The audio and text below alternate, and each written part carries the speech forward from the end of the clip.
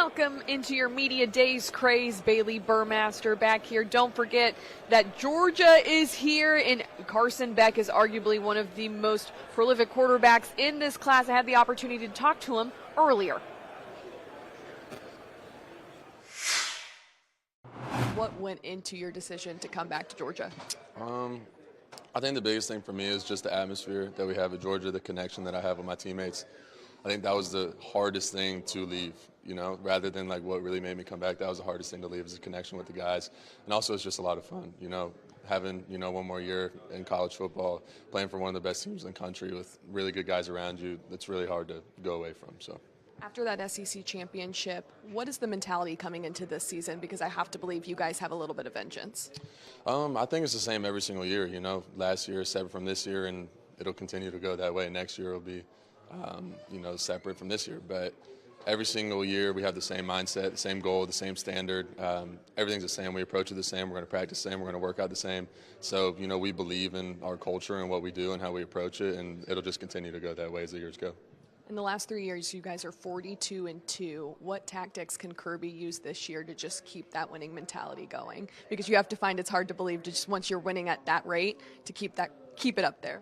Yeah, it's very difficult, especially in the SEC, to win at that high of a percentage, and even just win in general. Each and every week, you're playing a very good opponent that is going to be very well prepared. They have a good coach. They have good players. So, how do you maintain that high level? And kind of like I just said, is just doing the same things over and over. We believe in what we do, and going into the summer, going into fall camp, we're going to maintain that, and then we'll bring it into the season as we always do. You're arguably one of the best quarterbacks in this year's college football class. What are your own goals this season? I think the biggest thing for me is just, stepping up as a leader. I think last year I started to kind of go into that role more as the season went on. I wanted to kind of prove myself before I asserted myself in that way. But now that I've been through a season, now that I'm coming back in my second, I think I've gained the trust of the guys around me. And, just stepping up as that in that leadership role is going to be a big time for me.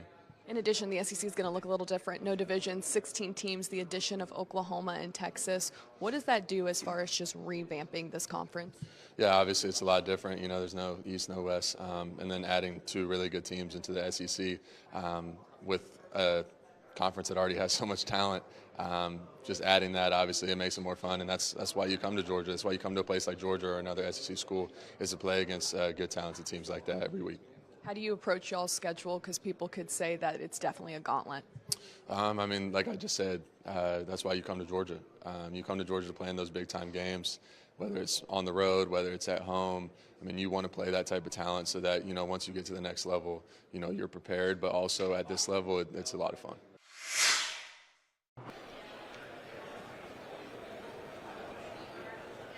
So that was Carson Beck, but there are some other new bloods in the conference, Texas and Oklahoma joining forces. It's been talked about all week because it is the thing to look forward to when you think about the SEC, 16 teams, no divisions. But what can you say, Scott, about Jackson Arnold, who is going to be this quarterback for Oklahoma, who has quite the history of producing quarterbacks? Now, that was under Lincoln Riley, not necessarily Brent Venables, but still prominent when it comes to quarterback discussions. Oh. And, most definitely, obviously, when Lincoln was there, that was the place to go if you're a quarterback. Obviously, still needs to be a little bit said what's going to go down with Brent Venables. Oklahoma's offensive coordinator is now the head coach at Mississippi State, so now Arnold kind of has to learn from a newer guy in his second year of college football. So it's kind of like a wait-and-see game, but just from what I saw, just personally, of Jackson Arnold last year, I liked what I saw. I did. I know they didn't get the result they wanted in the bowl game, but obviously he's going to have all the physical attributes in the world. He plays for Oklahoma. I think it's just about piecing it together and hoping that they got the right fit to replace a really good offensive coordinator in Jeff Levy. I think what I'm looking at is how does he adjust to the SEC? Yeah. Coming from the Big 12 where there's, been lots of talk about the defenses not being so great. Easy. Easy, because I played soccer in the Big 12. I'm sensitive to those remarks. But you didn't play football. No. And the defenses have been known to struggle. I do think it was a time where it was a very valid thing. Correct. But now where these offenses are more air raid, I think it's a moot point because everyone's airing it out. there's high scores in the SEC too, and you never say, "Oh, their defenses, they're weak." LSU Ole Miss last year. Very true. Prime Well, example. LSU is a terrible defense last year. Let's just make that very clear. They were absolutely terrible, actually worse than their history of their actual program. 113th. So, yeah, it was bad. But I do think there's an adjustment period. No matter what we say, the SEC is different than the Big 12, which is different than the Pac-12 or what used to be the Pac-12. And it's going to take time for him to kind of transition into that. Being a sophomore, I think there's growth and there's room for growth there. And you mentioned the coordinators trying to get used to a style and feeling comfortable within an offense is a big part of playing quarterback. So him making those adjustments, maybe not this year. Maybe it's down the line, a year or so down the road. But the promise is there. He has the physical attributes to make all the throws, to do everything you need to do at the quarterback position.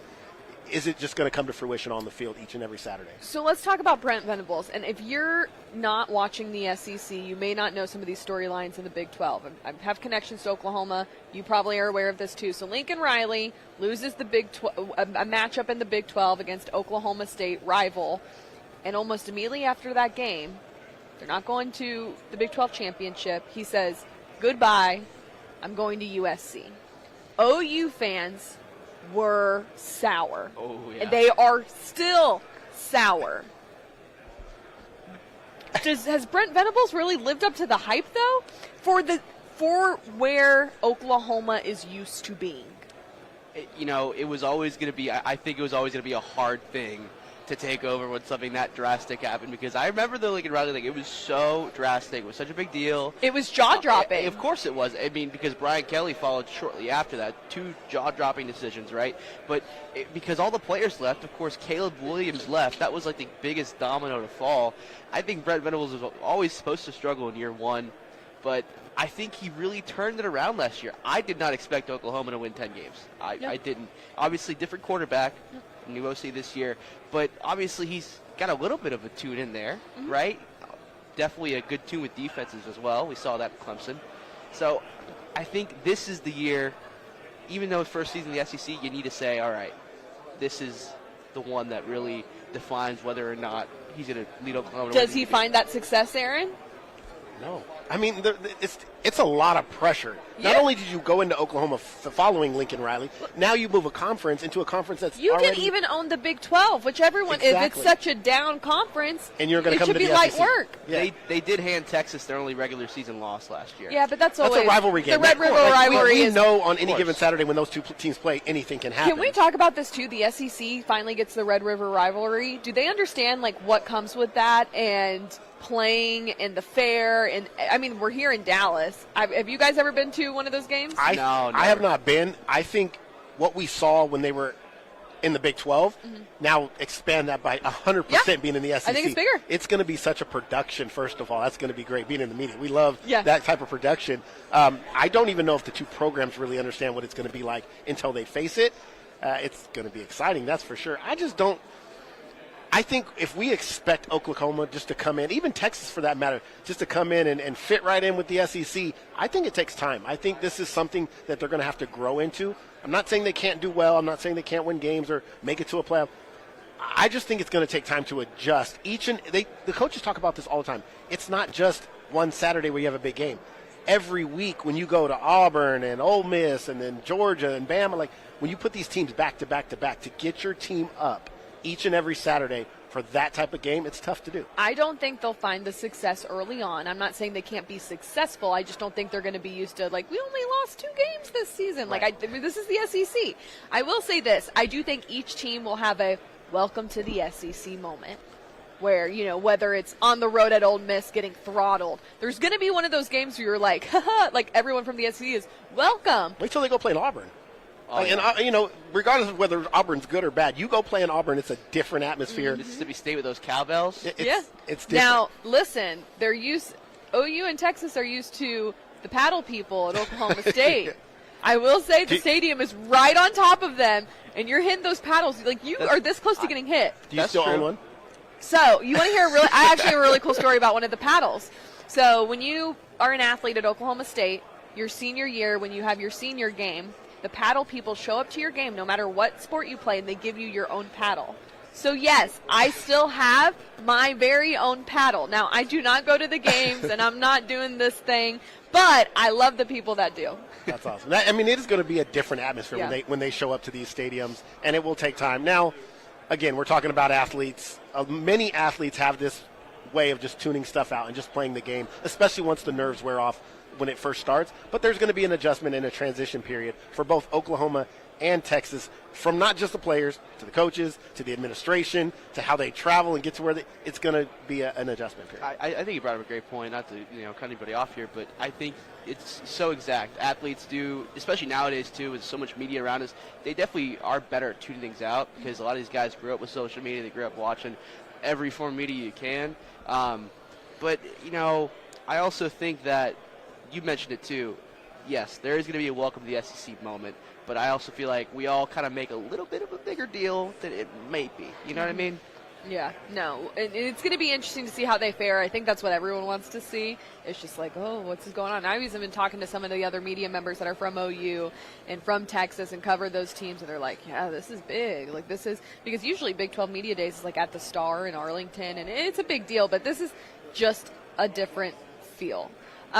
Let's talk about Oklahoma in the sense of their O-line play.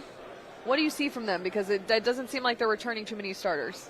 No, and not at all. But, you also have to wonder about, again, I think it all kind of goes back to Jeff Lebby as well. I mean, after just kind of speaking at Mississippi State, what the players have said, reading what former players have said, he was really in tune with everything, right? So if they got the right guy there at Oklahoma this year, and obviously recruiting bodies and stuff like that, if they're all kind of in tune, Jackson Arnold should be protected. But I think it's going to be one of those things where you're going up against SEC defenses, and I guess once conference play starts, that's when you're really going to find out. Obviously, in non-conference play, that's a struggle.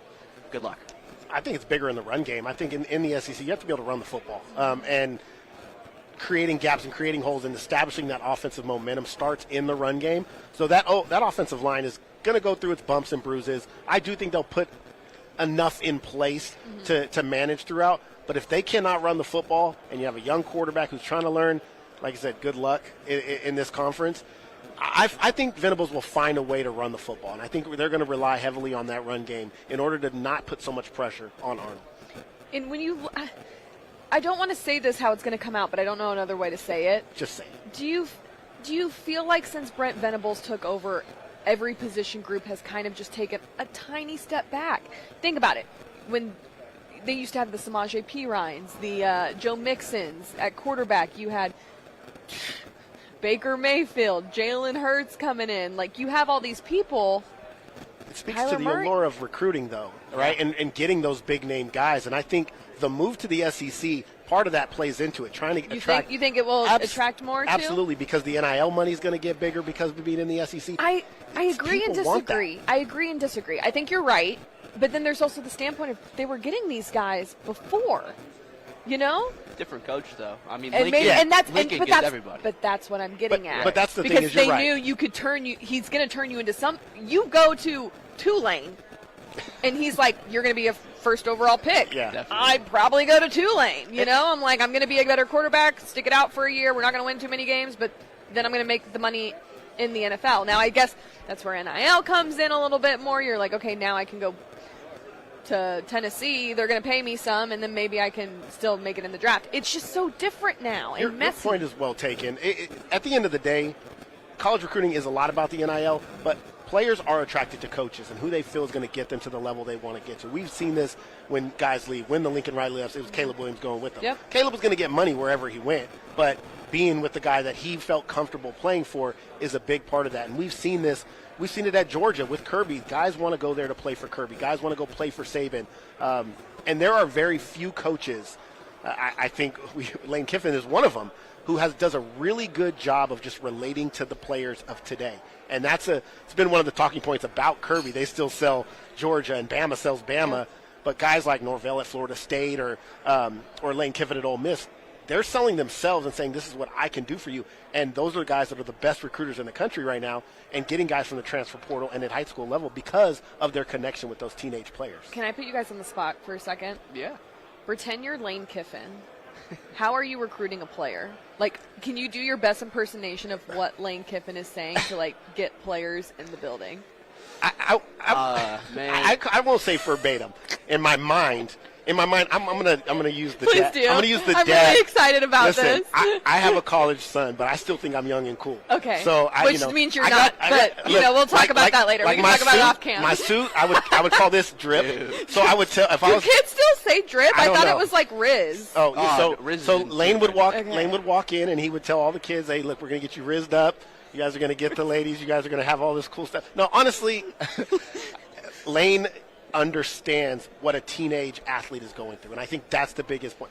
It's not about the program. It's how can I relate to this kid? And for him, he's probably out there selling them a dream. And whether it's true or not, we know how recruiting goes. Yeah. But I'm going to get you to the NFL. I'm going to get you to where you want to be. Just tell me what you want, and I'm going to make that happen. And kids gravitate to that. If you They're can like, tell them, let's do this. Hotty toddy. yeah, if you tell them they're going to be a first-round pick, I mean, I'm going. That's. See, but like, I'm going down a rabbit hole here. I was talking, I can't remember what it was. I was talking to my mom about something. I'm like, if I was bad at it, would you tell me? Do you think enough parents give athletes the reality of the situation this day No. in athletics? Ooh. And No. that is what That's I'm tough. getting at. So No. if your parents aren't being 100% with you, Yeah. and your coach is like, you're a first round pick. But that's the problem. It starts at home. We say this in the real world, right? It starts at home. Yeah. Parents have this delusional, unrealistic vantage point of their child. Hey, my kid's the best on the team, whether they're good or not. And when you hear that your whole life, and then you go to a situation where maybe you do get recruited and you're good enough to play at the collegiate level, but the guys But you're you're not next to, the guy. the guys you're next to, they're also the greatest. He's a dog. Yeah, exactly. You're just like It's hard to mid dog. it's hard to really explain that to a kid. And I respect all the coaches that are honest with their players about, hey, look, this is where I see you. This is what you need to do to improve. But I can put you in those situations to help you improve to get where you want to get. You're not there yet. But some coaches don't care about this. Some coaches want the top recruiting class, or they want the guy that they feel might be a top player on Vanderbilt. He might go to Vandy and actually play, and he might come to Ole Miss. I mean, to be fair, I could be a top player on Vanderbilt. Well, they are looking for some. They had 25 Wait, didn't they had 25 transfers. What was her name? The kicker. Oh, You know what I'm talking about? yeah. I could do that. I think her name was Sarah. She kicked a 30-something yard field goal. I played soccer. I could kick a 30-yard field goal. Give me 10 minutes to warm Listen. up. I could do it right now. No, I'm not even blowing smoke right now. I'm being so A&F brutal. challenge. A&F challenge. We're going to get you out on the football field, and we're going to Say less. stream it. We're going to stream it. What do I get if I get to do the stream next year Yeah, if I do it? yeah, Because we'll that fi- will give me extra motivation to want to do it again next year. 30-yard figure it field out. goal. Yeah. What? Y'all looking at me like I'm crazy. No. I'm just saying, kicking a soccer ball. I can't do it. Okay, to but be field fair, goals are hard. in high school, the guys didn't have a kicker, and they wanted me to come, and I refused to be like that girl. You know, there was always that one girl who just wanted to be on the football team for no reason. It was like, I'll just be kicker. I was like, no. But they literally went out there with me, and I kicked 30. I think I hit a 35 when I was. But I mean, granted, I was 17. I'm not 17 anymore. That's why I was like, give me 10 minutes to warm up. I'm gonna have to jog it out. We'll give you some time to practice. I think kicking a field goal is a lot harder than it looks to be. And if you sometimes you watch on a Saturday morning, you'll have regular college fanatics try to do it, and I've maybe seen one guy get it right, and that's less than. Well, that's 30 because, yards no too. offense, men think they're a lot more athletic than they really are. And it's like, no, your rec league doesn't count. I'm sorry. I actually have a Big 12 championship, humble brag. So I feel like I could back it up, okay? I'm not doubting you No, whatsoever. I just want to make sure we get this on the air. I wish we could roll it back on tape, because when I said that, y'all's eyes popped out of your head like, this girl has no idea. a 35-yard field goal is a long ways to me. I'm just saying, hey, if you can do it, more power to you, because I could not. You might have a Big 12 title, but look, all the talk this He's week, like, but all the talk this week bring it down. of the college football game. When I get home this week, I'm going to go win 5 of those Big 12 He's gonna go- championships. he's gonna go Then home I'm and- gonna That is transfer- true. then That I'm is gonna true. transfer to the SEC, That is true. and then I'm going to go to the Big 10. I'm going to skip class because you can do that in the new game mode. Everyone's talking No about way. it. That I'm is so true. serious. I'm not it's shocking, I bet. I'm not a gamer, so I don't know anything about this game. Although I did see clips that Boone Pickens Stadium actually looked really good in it. It looked pretty I solid. mean, first of all, I don't really game very much. I haven't played that game in a long time. So you're really not as hip as your son thinks. No, I try to be a gamer. I buy the thing, the PS5, and I get Madden and the college folk. I get it for a week, and I'll try to play it. But these kids online, they're just I'm so probably good. the one getting you mad. You're like, I got a real job, I'm and trying to- I ain't got time. I'm trying to run real plays in a video game mode, and it doesn't always work. But these college kids love this game, and they love being in the game, and I think it's a really cool. It has been one of the talks of this media week. It's been about seeing their ratings, seeing themselves play in a game, and their family watching and being able to play with them. I think that's really cool. Every single day. You know what I love about it? I know some of these players are sensitive about, do they have ratings? They have. Yeah. And they're like, my speed, I'm not a 54, and it's like. Or like their face scans. You Well, hear Jackson Dart yesterday said, he's like, my biggest issue wasn't the number. It was that you guys didn't get my face right. Yeah, Wait, they keep gave him a talking. moment. I want to look at They what. gave him a Hold moment, on. So I want you to do Jackson two things, right? Dart. So look up his face scan, right? And Face scan. then open up another tab. What is it? And- What is it called? NC. No, EA Sports College Football 25. Very long name. Oh, is that the official name? That's the official name. They cannot use the NCAA stuff anymore. Obviously, a lot of legal stuff with the NCAA. What we've been dealing with all week. The Wi-Fi is very poor. There it goes. But the cake is good, though. The cake. Well, listen, we're gonna get there. We got like 10 minutes. Don't spoil the kicker at the end. It's because I just. no pun intended. Kicker, get it? That's so bad. That's such a dad joke. Well, there we go again. I'm losing all credibility on this. You are. We're just going off the rails. We knew this was gonna happen the last 10 minutes. 10 minutes left, guys. But yeah, the ratings. Matter of fact, Malachi Starks, who's the highest-rated Georgia player in the game, was talking about that. Michael said he's. I was about to say I thought it might be Michael, but Michael says he's happy with his rating, but a lot of players say they anticipate their ratings going up. No one said down. I mean, wait, no, I think that looks like Jackson Dart. But okay, so Google this guy named G-Fed. I'm gonna try and show the lovely people at home. I feel like that's pretty good. Can we do a side by side though? Because Google G-Fed. All right, maybe the younger folks. He's a guy that goes to every college campus in America and he walks on their field. Meaning it's like G-Fed? March. Yeah, G-Fed. Oh, I see. Like K-Fed, but G-Fed? He's a TikTok guy. Yeah, I've seen so that. like a stadium will be locked What am I in looking March for at 3 here? p.m. It's bringing up his everything. face. Oh no, G-Fed like TikTok maybe. Yeah. So like it's like March and like a Bailey in stadium trouble block. over here. They're bosses are like, what are you doing? And This guy, G-Fed go crazy? Yes, it That's looks actually just like him. wild.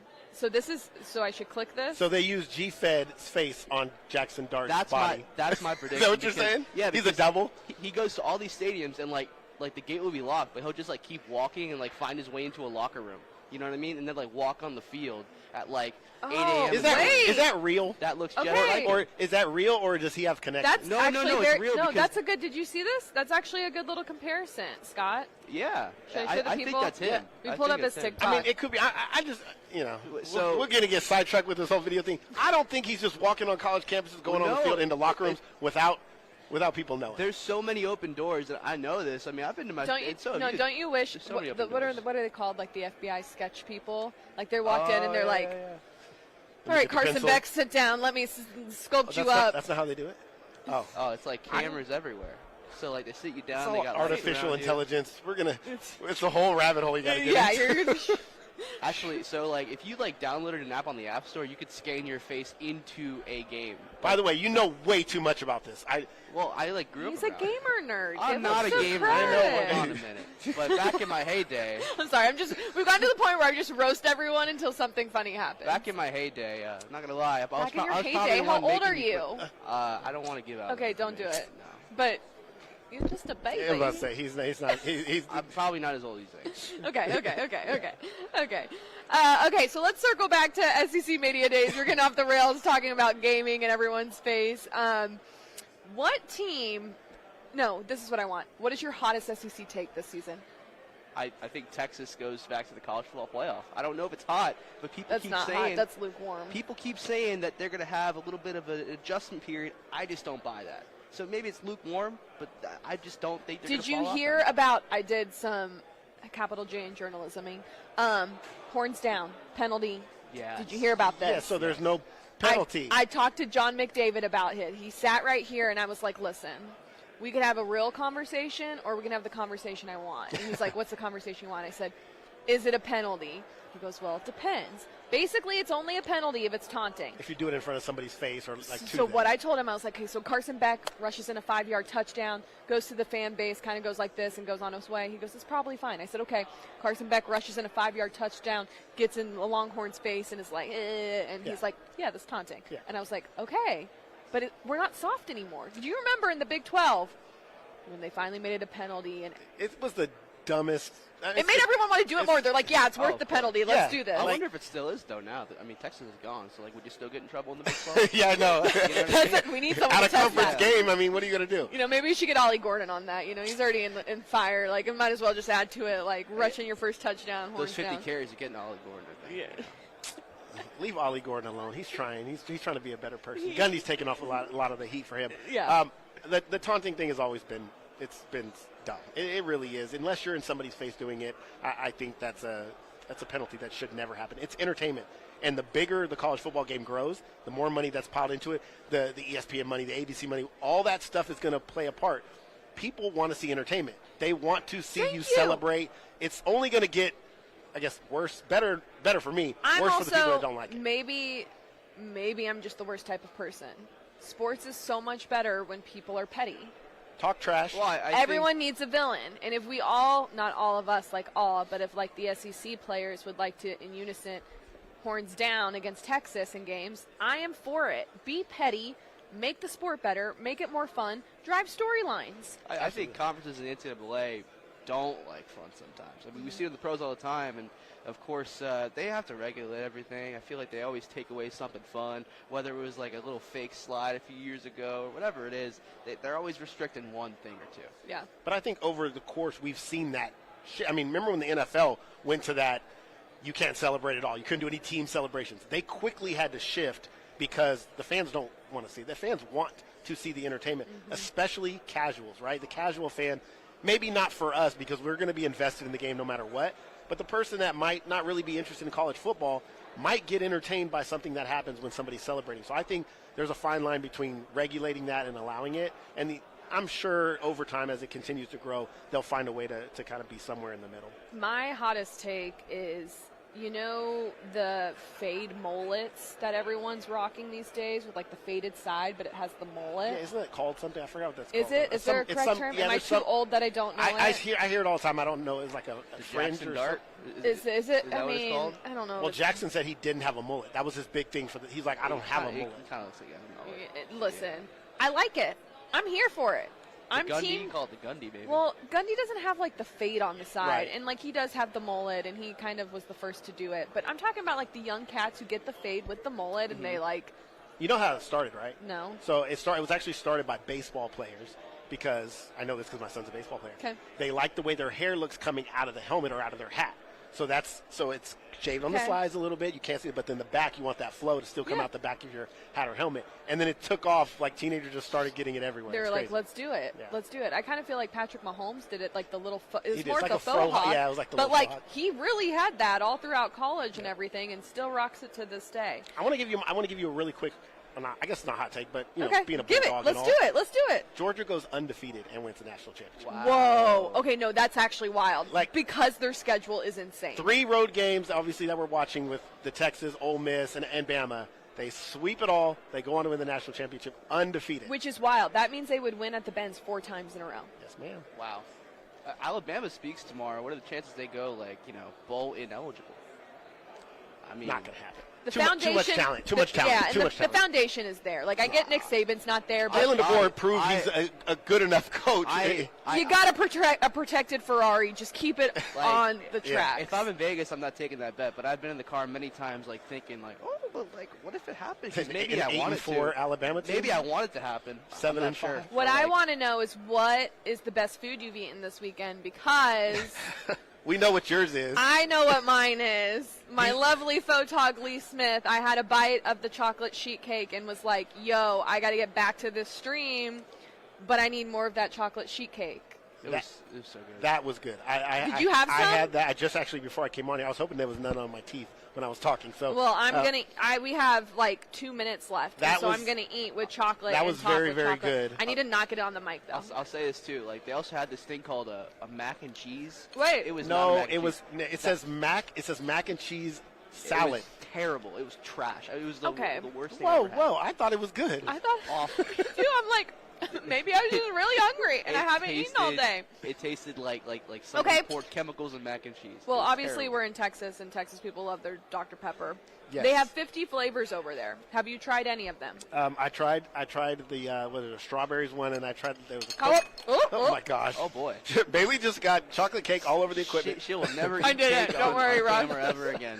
Don't worry, Russ. The coconut It's one they amateur can keep. hour. The coconut one they can keep.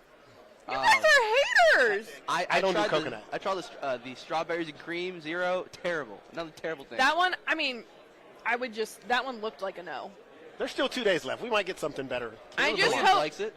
I just hope that you guys have better sports takes than food takes. Otherwise, everything we just talked about for the last 30 minutes is just as doo-doo as the strawberries and cream Dr. Pepper. That's why we're in sports and not on Food Network. I feel like I could be on Food Network, not in a cooking capacity because I can't Just cook. eating? I'm a woman in sports, for God's sake. I don't belong in a kitchen. I can't even make a sandwich. So like just the the taste testing basically. Yeah. Oh yeah. Yeah, that'd be like Well, great. somebody's got to eat. people food. can cook Yeah. for me, and I'm like, no. yeah. That works. Yeah. Or like works. I could help in the kitchen. I could be like the yes chef. Do you guys watch The Bear? No. Now we're just No. getting into No, it. don't know But what I'm that just is. saying, like I could be like, yes chef. What do you need? Here's your salt and pepper. Oh, so that's Oh, like a sous chef. A sous chef. Yeah. Yeah, Yeah. I don't know what a yes chef is, but a sous chef I I'm know. just what saying that yes is. chef because Say- it's Say good. yes to whatever they say. I Yeah. get it. They Pretty also much. take all the abuse and the screaming and yelling too. That I can take that. Okay. I got thick skin. Can also make field goals. You guys still don't We're believe gonna that, find but out. it's fine. Yeah. A&F challenge. You know what? We're gonna find a football tomorrow. I'm just gonna start. Can you imagine we set it up and we'll just start kicking? Just have stuff people here? line up and then Yeah. use their arms Who can do as it the the best? uprights. Who can do it the best? Well, that is a wrap on day 2 of your Media Days Craze, powered by Gray Television. Thanks to Aaron and Scott for joining me. That's a wrap. Join us tomorrow for day 3.